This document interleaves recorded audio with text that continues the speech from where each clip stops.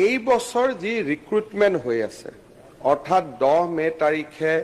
যি শিক্ষকৰ নিযুক্তি হ'ব 10 মে তাৰিখে যি হেলথ ডিপাৰ্টমেণ্টৰ নিযুক্তি হ'ব 10 মে তাৰিখে যি পুলিচৰ নিযুক্তি হ'ব 10 মে তাৰিখে যি থাৰ্ড গ্ৰেড আৰু ফৰ্থ গ্ৰেডৰ নিযুক্তি হ'ব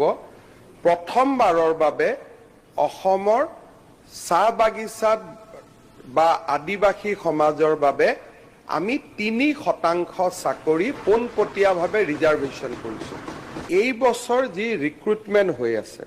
অৰ্থাৎ 10 মে তাৰিখে যি শিক্ষকৰ নিযুক্তি হ'ব 10 মে তাৰিখে যি হেলথ ডিপাৰ্টমেণ্টৰ নিযুক্তি হ'ব 10 মে তাৰিখে যি পুলিচৰ নিযুক্তি হ'ব 10 মে তাৰিখে যি থাৰ্ড গ্ৰেড আৰু ফৰ্থ গ্ৰেডৰ নিযুক্তি হ'ব প্ৰথমবাৰৰ বাবে অসমৰ চাহ বাগিচাত বা আদিবাসী সমাজৰ বাবে আমি 3% চাকৰি পোনপটীয়াভাৱে ৰিজাৰ্ভেশ্যন কৰিছোঁ এই বছৰ যি ৰিক্ৰুটমেণ্ট হৈ আছে অৰ্থাৎ 10 মে তাৰিখে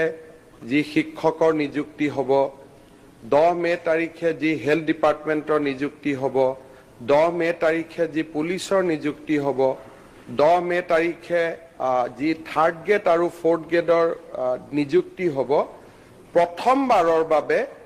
অসমৰ চাহ বাগিচাত বা আদিবাসী সমাজৰ বাবে আমি 3% চাকৰি পোনপটীয়াভাৱে ৰিজাৰ্ভেশ্যন কৰিছোঁ